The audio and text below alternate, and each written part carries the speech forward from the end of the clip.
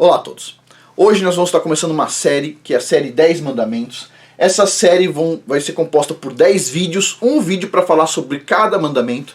A gente vai falar sobre cada mandamento em profundidade. Então vai ser uma série interessante. Eu já percebi que muitas pessoas já decoraram os 10 mandamentos, mas não entendem eles em profundidade. Então toda sexta-feira eu vou estar apresentando a série 10 Mandamentos. Não vai ser direto, os 10 vídeos. Eu vou estar falando toda sexta-feira, então antes do Shabat, o momento que a gente precisa pensar um pouco, refletir. Então, toda sexta-feira vai ter a série 10 Mandamentos. Segunda, quarta, outros vídeos. Mas sexta-feira, toda sexta-feira vai ter a série 10 Mandamentos. Até então completar os 10 vídeos para falar sobre os 10 mandamentos.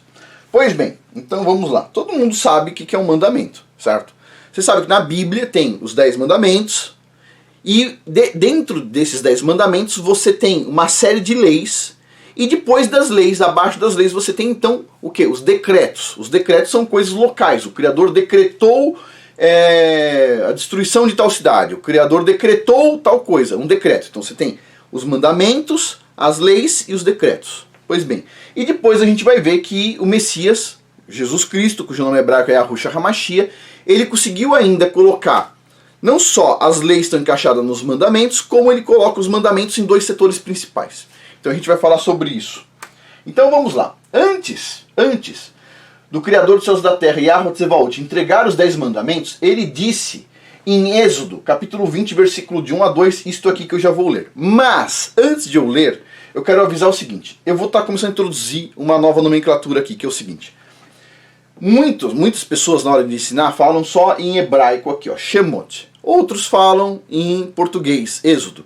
Eu vou estar introduzindo a ideia de falar o Shemot e Êxodo, para as pessoas fazerem analogia, o que significa Shemot, que é Êxodo, certo? Então tem a palavra hebraico e a palavra em português. Ah, Afonso, fica difícil. Fica difícil, mas é interessante devagarzinho a gente aprendendo, certo? Da mesma forma que eu sempre falo, Jesus Cristo, cujo nome hebraico é Yahushua HaMashiach, eu vou estar introduzindo Êxodo, cujo nome hebraico é Shemot. Vamos lá. Então em Shemot, capítulo 20, versículos de 1 a 2. Então falou Yahuwah todas essas palavras dizendo: Eu sou Yahuwah, teu Elohim, que te tirei da terra do Egito, da casa da servidão. Com essa afirmação, nós temos uma introdução da característica daquele a quem estamos adorando, certo? Do Criador. Primeiro e acima de tudo, ele é o Elohim da libertação, da redenção e da salvação. Elohim seria a palavra correta para Deus, tá? Elohim da libertação, da redenção e da salvação. Ele o fez conhecido para os israelitas, os libertando do seu cativeiro, da escravidão, certo? E esse é o negócio, entre aspas, que ele está desde então, apesar de nossas inúmeras rebeliões. A gente se revolta, se rebela, etc., mas ele está sempre tentando nos tirar da escravidão. O Criador, Yahuwah, ele tem a intenção de nos libertar não apenas dos aspectos físicos da escravidão, mas ele está trabalhando para nos libertar de muito mais. Nós aprendemos a extensão de nossa escravidão verdadeira, da escravidão que nos aflige, com Yahushua, o Messias. Durante um dos muitos desafios que ele teve com os fariseus, Yahushua disse em Yohanan, João, capítulo 8, versículo de 34 a 36. Disse o seguinte: Replicou-lhe Jesus, cujo nome hebraico é Yahushua: em verdade vos digo que todo aquele que comete pecado é escravo do pecado. Todo aquele que comete pecado é escravo do pecado. Ok? Olha o nível da escravidão que a gente tem. Ora, o escravo não fica para sempre na casa. O filho fica para sempre. Se, pois, o filho vos libertar, verdadeiramente sereis livres. Ou seja, ele vai libertar a gente da escravidão, certo? Dos pecados. Pois bem, na verdade, a maior forma de libertação que Yahuwah intenciona dar aos seus servos é a libertação do pecado, que vai levá-lo então à vida, né? À vida eterna, conforme é dito em Provérbios, capítulo 11, versículo 19, e Ezequiel, capítulo 18, versículo 4. Olha só, vamos lá, Provérbios primeiro. Quem é fiel na retidão, encaminha para a vida, e aquele que segue o mal, encontra a morte. Isso é tanto no sentido físico, como no sentido, né, espiritual. Eis que todas as almas são minhas. Como o é a alma do Pai, assim também a alma do Filho é minha. A alma que pecar, essa morrerá. Todas as almas são do Criador, ele criou cada uma das almas, ele criou você, ele criou eu, ele criou todas as almas, certo? E ele decide o seguinte, ó, a alma que pecar, essa morrerá. Então a gente precisa, durante a nossa vida, tentar se livrar dos pecados ao máximo possível, e ainda a gente não vai conseguir, a gente vai depender do Messias estar pagando o nosso pecado, porque é impossível pra gente, porque nós somos pecadores por natureza, inclusive. Então vamos lá. No próprio nome do Messias, Yahusha, significa Iá é a salvação. Iá é a salvação. Algumas pessoas perguntam, Afonso, por que às vezes aparece Iá, às vezes aparece Yahua ou Yahoo? Por que aparece dessa forma? Por que muda um pouco às vezes os nomes? Porque assim, o nome do Criador ele é composto por 4 letras em hebraico, certo?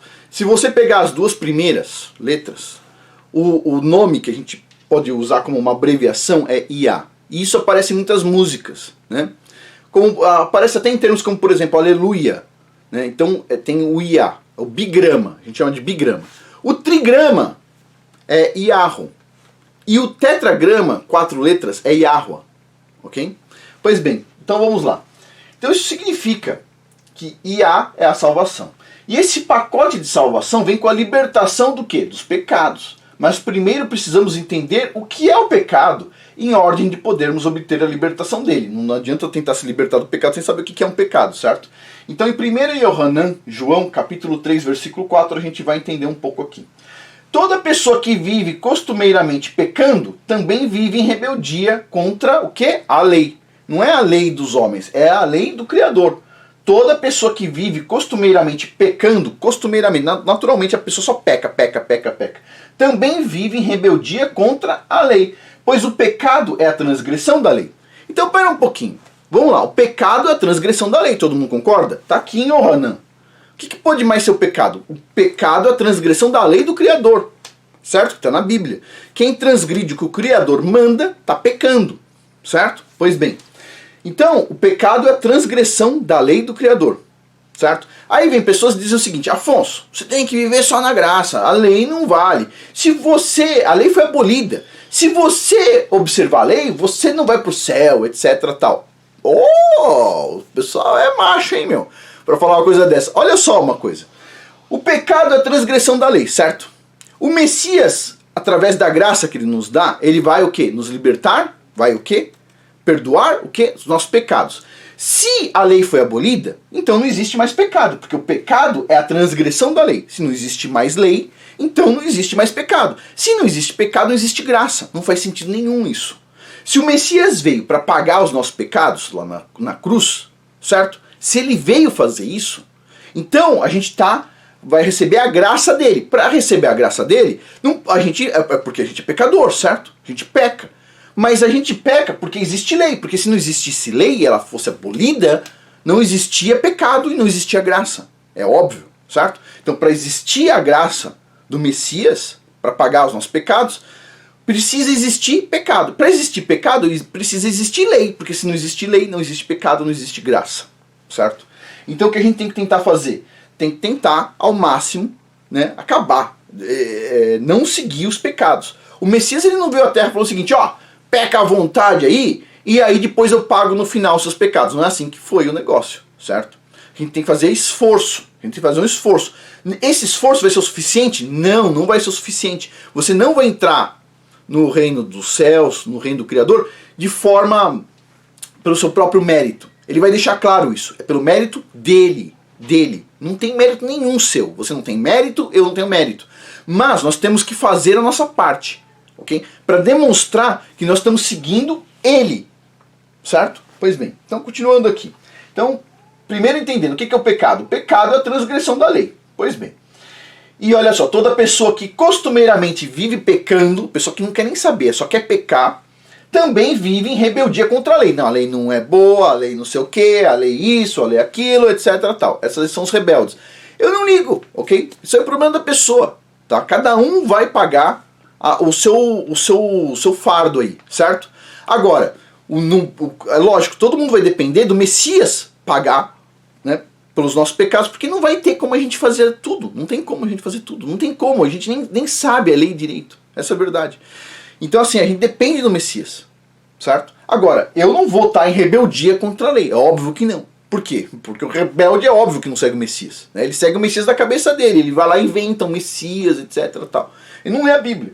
Mas vamos lá, continuando aqui. Pecado é basicamente o quê? Desobediência. Pecado é desobediência. Tem uma lei, o Criador te deu uma lei e você quer ser desobediente à lei. Isso é um pecado. Quando Yahweh fala para nós fazermos algo e nós nos recusamos a fazê-lo, isso é pecado.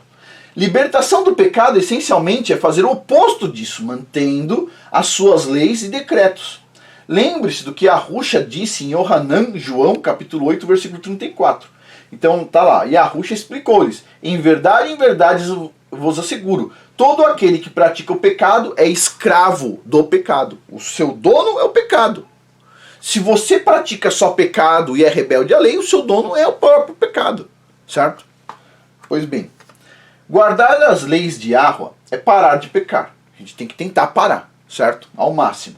Então nós precisamos manter as suas leis, que é a Torá. Os primeiros 5 livros da Bíblia tem um monte de leis lá. Mas também precisamos exercer a nossa fé em Yahusha. E essas duas características que identificam aqueles que serão perseguidos nos últimos dias. Como a gente pode ver em Razão, Apocalipse, capítulo 14, versículo 12. Está assim, ó. Aqui está a perseverança dos santos, aqueles que obedecem aos mandamentos de Yahweh e permanecem fiéis a Yahusha. São duas coisas. Você precisa de duas coisas. Olha só, está aqui, Apocalipse 14, 12. Capítulo 14, versículo 12. Aqui está a perseverança dos santos, aqueles que obedecem os mandamentos de Yahweh e permanecem fiéis a Yahusha. O que acontece? A maioria, por exemplo, os judeus diziam o seguinte: a gente segue a lei. Tá, você acredita em Yahusha? Não. Acabou, perdeu um. Aí a maioria dos cristãos diz o seguinte: eu sigo Yahusha, estou pela graça e não tem lei. Tinha 2, perdeu um também. Perdeu um. Não tem os 2. Aí é interessante, porque assim, a maioria dos cristãos, eles veem com bons olhos até os judeus. E os judeus veem com bons olhos os cristãos. O que eles não veem bem, os dois grupos, é as pessoas que seguem os mandamentos e, ao mesmo tempo, seguem a Yahusha. Aí é pecado para os dois, entendeu? Não, ou é um ou é outro, é um ou é outro. O Hassatan é muito inteligente, certo? É muito inteligente. Muitos serão chamados, né? Poucos serão escolhidos, certo? Então assim, pessoal, precisa pensar um pouco. Então vamos lá. Continuando aqui, precisa das duas coisas. E relacionado ao Messias, Yohanan João disse, em 1 Yohanan João, capítulo 3, versículos 5 a 9.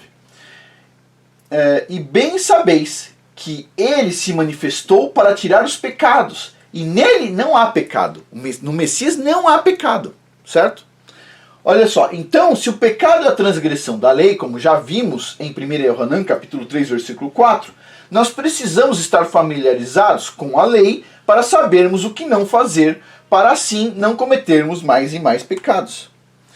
Quando Yahweh fez o seu contrato com os israelitas, ele apresentou uma série de mandamentos que foram escritos em tábuas de pedra com o seu próprio dedo. Com o próprio dedo dele ele escreveu os mandamentos, de acordo com Devarim, Deuteronômio, capítulo 9, versículo 10. Yahweh deu-me então as 2 placas de pedras, escritas pelo dedo de Deus. Sobre elas estavam escritas todas as palavras de Yahweh, que vos proclamara no meio do fogo, quando estavas em assembleia ao pé da montanha. O Criador usou o próprio dedo dele para escrever as 2 tábuas da aliança, com 5 mandamentos em cada tábua, certo? Pois bem, o primeiro mandamento é encontrado em Shemot, Êxodo, capítulo 20, versículo 3. Primeiro mandamento, que é o vídeo de hoje. Aqui a gente começa o vídeo de hoje. Vamos lá. Não terás outros deuses diante de mim. Não terá outros deuses. As pessoas pensam o seguinte: isso é fácil. É fácil. É só eu não seguir deuses hindus, é só eu não seguir deuses não sei da onde, etc. Tal. É só isso. Não é só isso. É muito profundo, ok? É isso e mais muita coisa. Vamos lá. Para entender o significado pleno desse mandamento, nós precisamos entender o que Yahusha disse sobre os 2 grandes mandamentos quando foi questionado a esse respeito por um fariseu. Então, em Mateus Matitiarro, capítulo 22, versículo 36 para frente, até 40. Mestre, qual é o grande mandamento na lei? Respondeu então Jesus e Yahusha: amarás ao Criador, o teu Deus, de todo o teu coração, de toda a tua alma e de todo o teu entendimento. Este é o grande primeiro mandamento. Amarás o teu Deus de todo de toda a tua alma, de todo o teu coração, todo o teu entendimento. Este é o grande primeiro mandamento. E o segundo, semelhante a este, é: amarás ao teu próximo como a ti mesmo. Destes dois mandamentos dependem toda a lei e os profetas. Ou seja, o que ele está fazendo? Os mandamentos, eles são 10 mandamentos. Os 4 primeiros têm relação a gente já vai ver como adorar o Criador. E os outros 6 mandamentos têm a ver com a gente tratar os outros seres humanos, certo? Os nossos vizinhos, os nossos amigos, etc. Tal. Então ele consegue separar isso em 2 classes. Ó. O primeiro grande mandamento que a Ruxa está falando pode ser visto nos primeiros 4 mandamentos escritos nas tábuas de pedra, que nos instruem como lidar ou como adorar a divindade que nos criou, Yahweh Tsevaot, começando pelo mandamento de não ter outros deuses perante ele, certo? Já os mandamentos de 5 a 10 nas tábuas nos instruem de como lidar com os nossos irmãos israelitas e com aqueles que são considerados nossos vizinhos neste mundo. Nesses 2 grandes mandamentos que a Ruxa fala, está incluído tudo o que está escrito nas Escrituras, pois toda palavra nos instrui segmentada nesses 2 grandes pontos. Então você tem 2 principais pontos, que são a questão do Criador e a questão dos nossos vizinhos. Daí sai 4 mandamentos para o lado da adoração ao Criador, certo? Incluindo o primeiro, e outros 6 mandamentos de como a gente lidar com nossos vizinhos, né? Não matarás, não roubarás, etc. Tal. Pois bem, desses 10 mandamentos total vem toda a lei. Certo? Depois das leis, quando tem vários pecados, etc., tal, vem os decretos, certo? Pois bem, então continuando aqui. Então, amar Yahweh com todo o seu coração, a sua alma e a sua mente, é você não colocar nada, nem ninguém na frente do Criador. Isso significa não ter ninguém de maior importância nas nossas vidas que venha antes dele. Pais, filhos, esposas, etc. E a Ruxa mesmo disse em Matitiarro, Mateus capítulo 10, versículo 37. Quem ama o pai ou a mãe mais do que a mim, não é digno de mim. E quem ama o filho ou a filha mais do que a mim, não é digno de mim. Então, por que o Criador está na frente de tudo? Por que nós devemos amar mais o Criador do que qualquer outra coisa? Porque Ele mantém tudo. Ele mantém. Então quem me mantém vivo é o Criador. Quem mantém meus filhos vivos com o fôlego da vida é Ele também. Então se eu amo meu filho, eu tenho que amar o Criador que mantém o meu filho vivo, certo? Porque ele depende, meus filhos dependem do Criador, eu dependo do Criador, todo mundo depende, certo? Esse mundo, o chão, tudo depende do Criador, tudo depende. Ele mantém tudo. Então se você gosta desse mundo, do mundo físico, ou você gosta de alguém muito importante, ou você gosta de respirar, você tem que amar ainda mais o Criador, porque é Ele que mantém tudo isso funcionando. Bom, pois bem, então vamos lá. O Criador, ele sempre tem que estar na frente. Esse é o ponto. Não tenharás outros deuses diante de mim? Não, nada vai na frente do Criador. É sempre Ele na frente. O pensamento de agradecimento é sempre nele na frente. É Ele em primeiro lugar. Ok? Em Mishlei, Provérbios, temos uma instrução muito simples e bastante esquecida. Que é o seguinte, ó.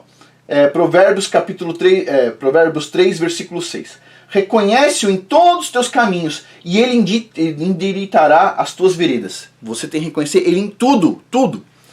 Em todos os teus caminhos significa em tudo que você faz, conheça ele. E ele direcionará os seus caminhos para o bem. Se nós acordamos de manhã e não falamos com ele primeiro, nós já falhamos nesse objetivo. Se algo é feito em nosso benefício e nós não agradecemos a Yahweh primeiro, nós falhamos em nosso objetivo. Ou seja, alguém foi lá e te fez um favor. A primeira coisa que tem que fazer é agradecer o Criador e depois a pessoa. Certo? Você agradece a pessoa, mas primeiro você agradece o Criador. Você acordou de manhã, você tem que dar um bom dia para sua família, certo? Primeiro você dá bom dia para o Criador, depois você dá bom dia para sua família. É Ele em primeiro lugar, é Ele em primeiro lugar, é Ele em primeiro lugar, certo? Pois bem, em Razão Apocalipse, capítulo 8, versículo 10, nós vemos os 4 seres viventes da classe dos serafins, dos mensageiros celestiais, que o adoram diante do trono. Então vamos lá, Apocalipse 4, versículo de 8 a 10. Os 4 seres viventes tinham cada um 6 asas, e ao redor e por dentro estavam cheios de olhos, das asas, cheio de olhos. E não tem descanso nem de noite, dizendo, Santo, Santo, Santo é o Criador, Deus Todo-Poderoso, aquele que era, que é e que há de vir. E sempre que os seres viventes davam glória e honra e ações de graça ao que estava sentado sobre o trono, ao que vive pelos séculos dos séculos. Os 24 anciãos prostravam-se diante do que estava assentado sobre o trono e adoravam ao que vive pelos séculos dos séculos e lançavam as suas coroas diante do trono. Certo? Ou seja, esses anjos, essa categoria de anjos, está lá adorando o Criador. Continuando aqui. Aqui temos uma das maiores classes de mensageiros celestiais, que são serafins, de 6 asas, que não descansam nem de dia ou nem de noite. Nada, não descansam. Mas continuamente dão glória, honra e agradecimento a Yahweh. E não vem nada maior do que adorá-lo diante do seu trono. Ou seja, os anjos, eles têm entendimento, esses anjos têm um entendimento tão grande, mas tão grande, que a única coisa que dá felicidade para eles é adorar o Criador. Continuando aqui. E cada vez que eles pronunciam aquelas palavras de louvor, então os 24 anciãos se ajoelham diante dele e adoram também. Então, um errinho. Então, em geral, nós falhamos em agradecer Yahweh primeiro, principalmente quando acontece algo bom, e isso vem das mãos de outra pessoa. Em geral, agradecemos primeiro a pessoa que nos dá a notícia, e assim falhamos em agradecer a Yahweh. Sempre a gente tem que agradecer ele primeiro. Pois bem, isto não é amá-lo, dar atenção primeiro para os outros, ó. Não, isso não é amá-lo de todo o nosso coração, mente, alma e força. Isso não é reconhecê-lo em todos os nossos caminhos, e isso certamente não é colocar o Criador em primeiro lugar e não ter outros deuses perante ele. Como você pode ver, agradecer é uma forma de adoração, e nós vimos isso no exemplo dos serafins que adoram diante do trono. Ou seja, sempre que a gente vai agradecer, alguém vai fazer, tudo é o Criador em primeiro lugar. Ninguém na frente dele. Ninguém. Certo? Pois bem. Vamos continuar aqui.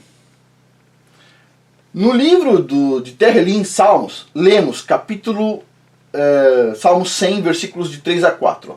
Sabeis que que Yahweh é o Criador. Foi ele que nos fez e somos dele. Somos o povo e ovelhas do seu pasto. Bom, aqui tem um errinho de tradução. Então vamos dar uma olhada aqui. Ó. Sabeis que o Criador, né? Yahweh é o Criador, Deus, que ele quem nos fez, correto? E somos dele. Não está escrito isso. Está escrito assim, ó. Saiba que, então, Criador que nos fez, ok? E não nós mesmos nos fizemos. É isso que está escrito corretamente. O Criador nos fez e não nós mesmos nos fizemos. Não foi a sua mãe que te fez, ok? Não foi. Tá? Lá dentro da barriga dela, quem faz funcionar tudo é o Criador. Não foi você que se fez, ok? Foi o Criador que te fez. Pois bem, então continuando aqui. Entrai pelas suas portas com ação de graças e em seus átrios com louvor. Dai-lhe graças e bendizei o seu nome. Nós precisamos, então, ser cautelosos com quem nós agradecemos primeiro. E nesse Tehillim, Salmo, claramente diz que foi ele que nos fez e não nós mesmos.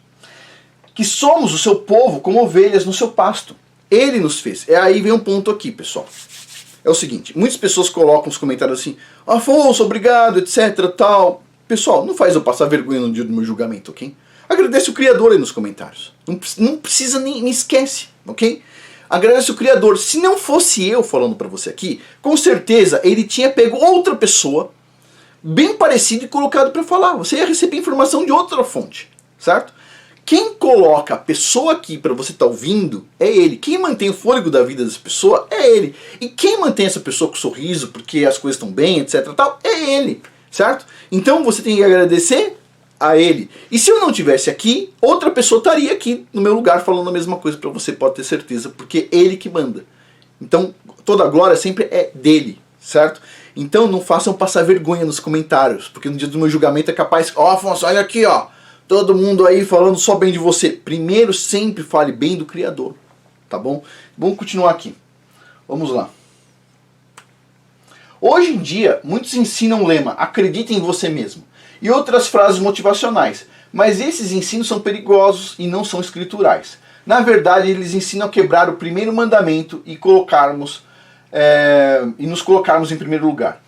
Isso também significa que não devemos exaltar a nós mesmos, nem em nossos corações e nem em nossas mentes. E é isso que o orgulho leva. Matitiarro, Mateus capítulo 23, versículo 12, e Mishle, Provérbios capítulo 16, versículo 18, estão aqui e eu vou ler para vocês. Então vamos lá. Qualquer, pois, que a si mesmo exaltar, será humilhado. E qualquer que a si mesmo se humilhar, será exaltado. Provérbios. A soberba procede à ruína. Na verdade, o termo em inglês aqui é proud, né? Então, o orgulho precede a ruína e o espírito arrogante vem antes da queda. Então, o orgulho precede a ruína, o espírito arrogante vem antes da queda. Bom, vou compartilhar uma coisa com vocês aqui. É o seguinte. Vamos lá. O que eu vou falar aqui é um item pessoal, ok? Mas eu acho que é importante para as pessoas entenderem e fortalecer a fé de cada um, ok? Então vamos lá. É o seguinte, um tempo atrás eu estava trabalhando com equipamento e eu conectei esse equipamento direto a uma bateria, mas é uma bateria bem grande, assim, ó, uns 50 centímetros de altura, dessa largura e comprimento, uma bateria bem grande. Eu conectei e nessa bateria tem uma tampinha, tá? Tem as tampinhas e na tampinha tem um buraquinho. E esse buraquinho sai gás por esse buraquinho quando está muito quente. Então quando está muito quente, para o gás da bateria não estourar a bateria, esse buraquinho permite que a partir de tanto de pressão comece a sair gás daquele buraquinho. E foi o que estava acontecendo. Eu estava trabalhando com equipamento, tudo mais, tudo bem, tudo direitinho. E estava saindo gás por aquilo ali, é óbvio que eu não estava vendo, certo? Quando eu estava para ir embora, então eu soltei o cabo da bateria. E quando eu soltei, saiu uma faísca. E a faísca pegou no gás inflamável que estava saindo da bateria. Tá?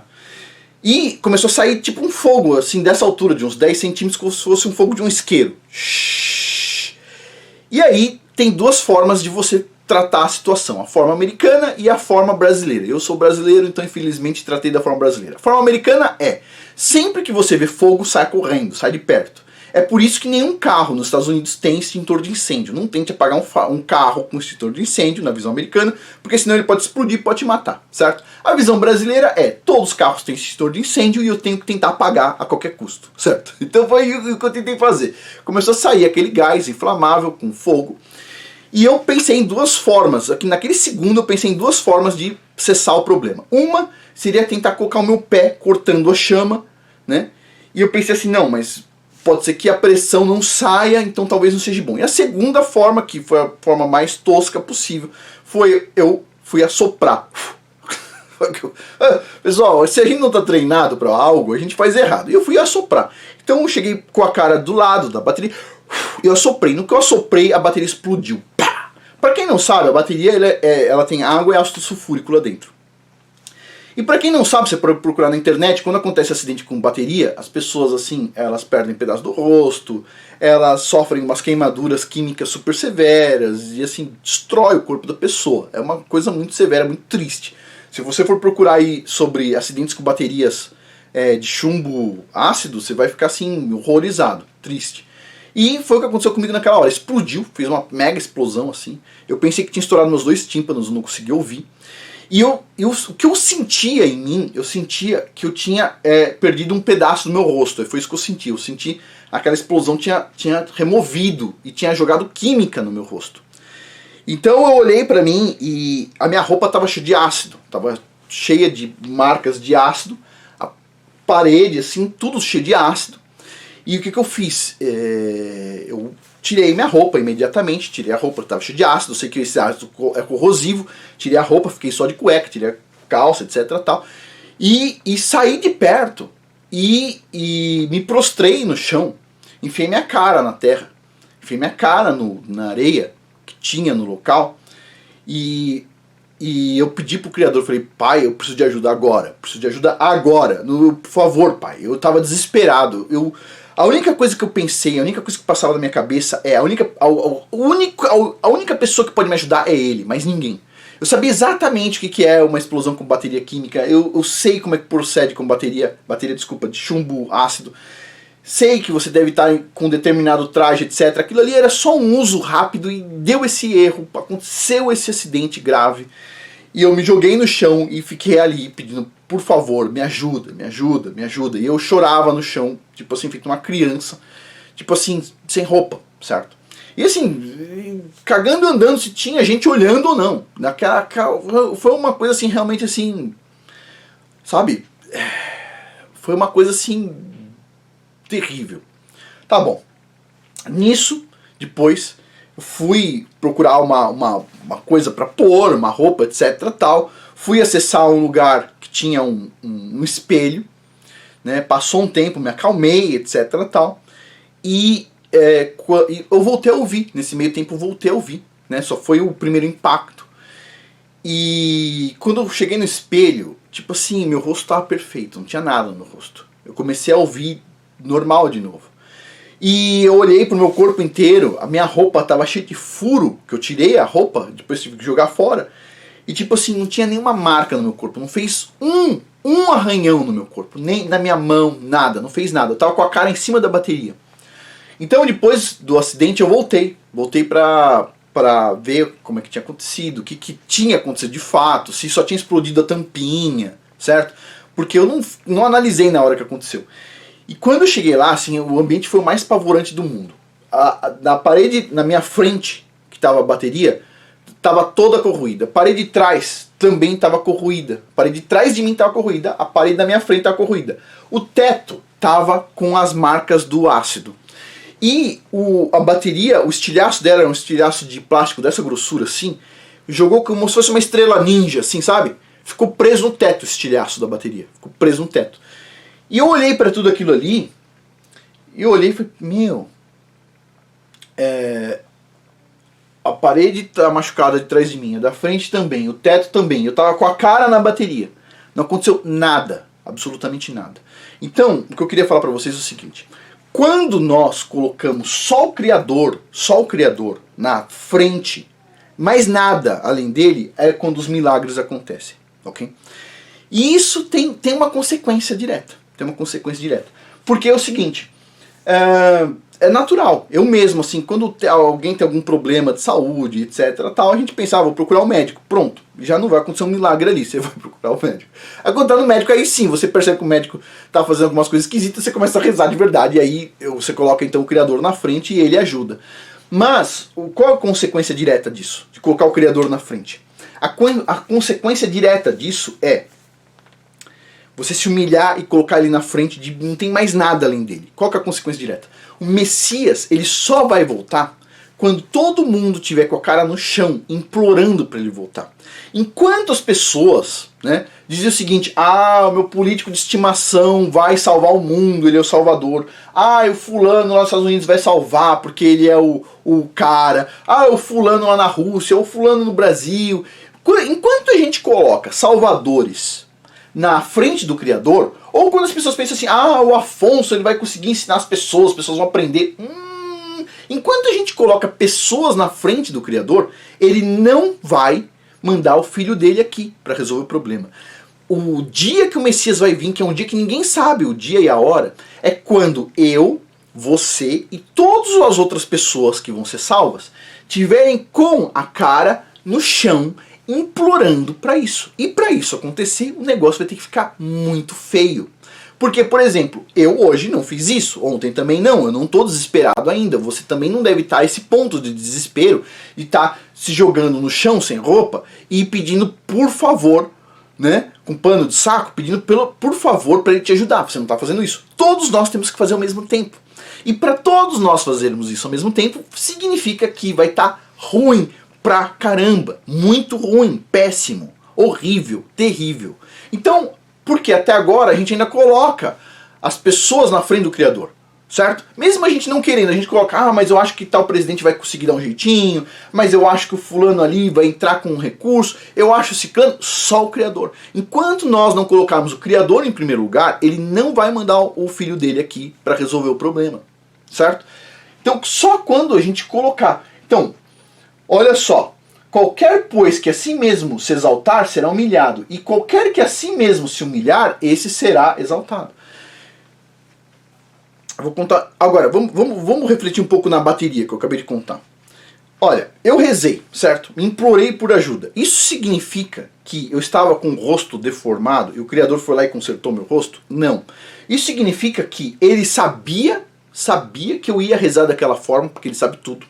Ele tem a linha de tempo inteira, ele sabia que eu ia enfiar a cara no chão, que eu ia me humilhar ali, ele sabia disso, que eu ia colocar ele em primeiro lugar, que eu ia implorar por ele, e antes de eu rezar, ele já mandou o anjo me proteger, no meu ponto de vista, do ácido que vinha da bateria. É o meu ponto de vista. E como ele já sabia que eu ia fazer aquilo, ele já me protegeu, porque não tem explicação. As coisas atrás de mim tá danificadas, as coisas na frente também, a minha roupa também teve problema, meu rosto não aconteceu nada. Vocês estão vendo eu fazendo vídeo aqui faz, ó, nunca tive parada nos vídeos, ou seja, passei por isso, etc, tal, e continuei fazendo os vídeos aqui, certo? Já faz tempo, mas, então assim, tá na mão dele, tá? Tá tudo na mão dele. Deixa eu contar mais uma, Isso aqui já é uma história ainda mais antiga ainda, tá? Foi o seguinte.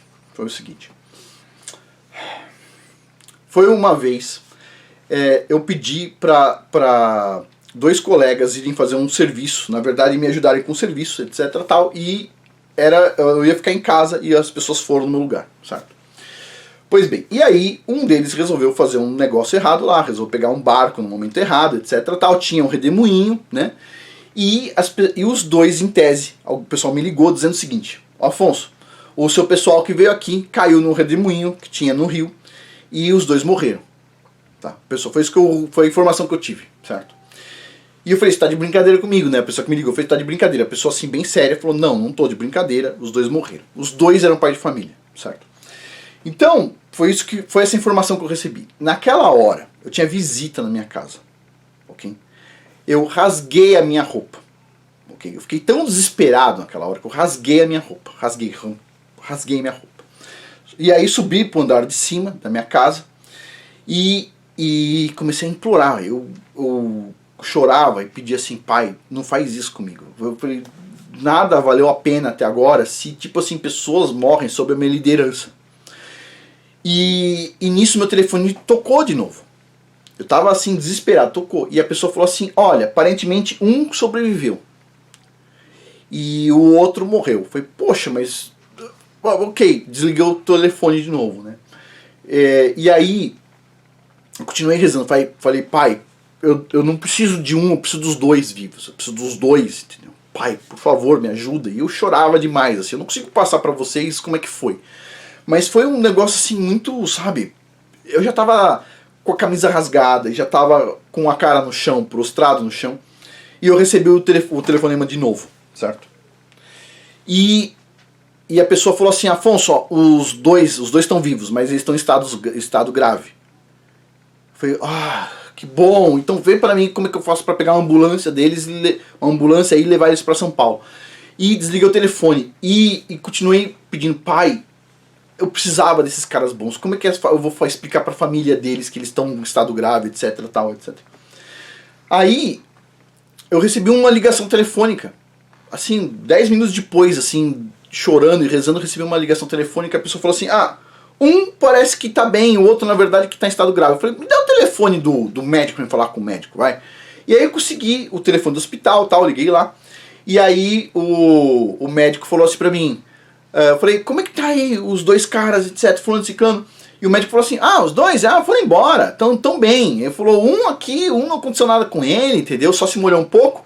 E o outro fez um corte no dedão, a gente simplesmente colocou iodo, sei lá o que era, e colocou um band-aid. Ele tá bem, tá tudo tranquilo. Eu falei, tá bem? Eu falei, tá tudo bem? Ele falou, a única coisa que o cara, quando caiu no rio, ele... tirou a roupa e saiu pelado e chegou aqui pelado no hospital, né? Então, então tá tudo bem, a gente deu uma roupa pra ele, tá tudo bem. Eu falei, puxa. Aí liguei pros dois, né? E perguntei o que aconteceu. Aí o pessoal me explicou. E falou, não, tá tudo bem, o pessoal fez um drama todo, e etc, tal. E rolou boatos por aí, etc, mas tá tudo bem, não aconteceu nada, tá tudo legal aqui. Eu falei, putz, grilo. E assim, veio a pergunta. Eu tava rezando, tava implorando. O Criador, ele mudou o passado? Não, ele não mudou o passado. Ele simplesmente sabia. Eu penso que como ele veio toda a linha do tempo, ele sabia o que eu ia fazer. Ele já protegeu antes, mas ele deixou a notícia chegar. Então assim, e aí vem um ponto. Nesse outro caso, Nesse caso específico, eu coloquei o Criador em primeiro lugar, porque eu sabia que não tem... Como é que eu vou pedir assim, vai lá, o médico vai salvar eles, vai ressuscitar? Não vai ressuscitar, não vai. O único que tem condição de ter poder absoluto é o Criador. Quando você coloca ele em primeiro lugar, ele, mais ninguém, nem médico, nem ninguém. Lógico, ele vai no médico, faz suas coisas aí, mas... O que eu estou dizendo é o seguinte, quando você está desesperado e você coloca ele em primeiro lugar, aí é o momento que os milagres acontecem, no meu ponto de vista, certo? Lembre-se, isso aqui é um assunto religioso, não tem nada a ver com medicina nem nada. Meu ponto de vista é quando você está desesperado e coloca só ele em primeiro lugar, só ele é a resposta, então aí ele se apresenta, certo? Pois bem. Então vamos lá, continuando aqui. A prece de Ana em 1 Samuel nos dá mais entendimento sobre esse assunto. Então vamos lá, 1 Samuel, capítulo 2, versículo 2 a 3. Ninguém é santo como Yahweh, não há outro fora de ti, não há rocha como o nosso Criador. Não faleis mais palavras tão altivas, nem saia de vossa boca arrogância, porque o Criador Yahweh é Elohim da sabedoria, e por ele são pesadas as ações. E isso significa o porquê não devemos ter outros deuses diante dele, pois ninguém é como ele, ninguém é como ele. Nós elogiamos pessoas, mas Yahweh deve ser elogiado e louvado acima de todos, de qualquer um. Sempre ele em primeiro lugar, mas ninguém, é ele, mas ninguém, ok? Em outros momentos nós pensamos que somos bastante sábios, e em outros momentos nós procuramos outras pessoas para nos aconselharmos e guiarmos. Quando na verdade, primeiro, e sempre primeiro, devemos buscar ao Criador Yahweh Tsevaot. Veja o que ele mesmo diz em Tehillim, Salmos, capítulo 32, versículo 8. Instruir-te-ei e ensinar-te-ei o caminho que deves seguir, aconselhar-te-ei, tendo-te sobre a minha vista. E também nos foi dito em Mishle, Provérbios 3, versículo 5. Confia no Criador de todo o teu coração e não apoies no teu próprio entendimento. Confia nele, só nele, mais ninguém. Isso é colocar Yahweh em primeiro lugar. Isto é não ter outros deuses diante dele, incluindo você mesmo ou outras pessoas. Nós temos uma tendência em glorificar e adorar celebridades em todos os lugares, como atletas, cantores, atores, figuras históricas, pais, filhos e praticamente todos os que se destacam em áreas do conhecimento humano, social, intelectual, físico, vivos ou mortos. Enquanto deveríamos estar glorificando e adorando Yahweh Tsevaot, que vive para sempre. E muitas vezes procuramos nos outros, como políticos, líderes, ativistas, maridos, pais, mães e até mesmo nós mesmos, para nos salvarmos em tempos de dificuldades e adversidades, quando, na verdade, nos foi dito em Yeshayahu, Isaías capítulo 43, versículo 11, o seguinte: Eu e eu mesmo sou Yahweh, o Criador, e além de mim não há Salvador algum. Não há Salvador algum a não ser Ele. Ele, mas ninguém. Não adianta procurar Salvador em nenhum lugar, ok? Só ali, só nele, mais ninguém. É por isso assim que eu vou falar de novo, aí nos comentários, pessoal, da glória ao Criador, ok? Por favor, não faça eu passar vergonha no dia do meu julgamento, ok? Então vamos lá, continuando aqui. Isto é colocar o Criador em primeiro lugar. Isto é não ter outros deuses perante ele.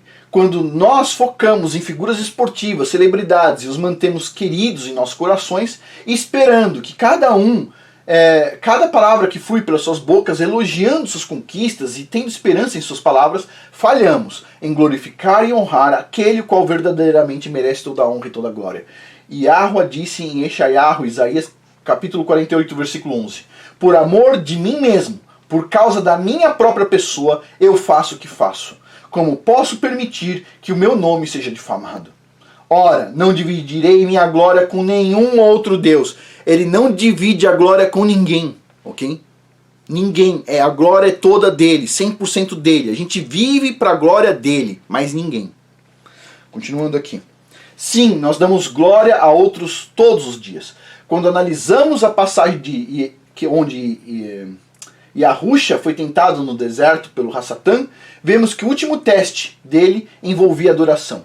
Em Matitiahu, Mateus capítulo 4, versículo de 8 a 11, temos o seguinte: Novamente o diabo levou a um monte muito alto e mostrou-lhe todos os reinos do mundo e a glória deles, e disse-lhe: tudo isto te darei se prostrado me adorares. Então ordenou-lhe Yahusha: vai-te, Satanás, porque está escrito: ao Criador, o teu Deus, adorarás e só a ele servirás. Então o diabo o deixou e eis que vieram os anjos e o serviram.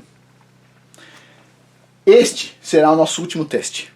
Este será o nosso último teste nesses tempos. Nosso último teste. Não adorar nada que não for Yahweh, colocando-os em altas posições de importância em nossas vidas. Isso inclui o Hassatan, pessoas vivas ou mortas, ou até nós mesmos.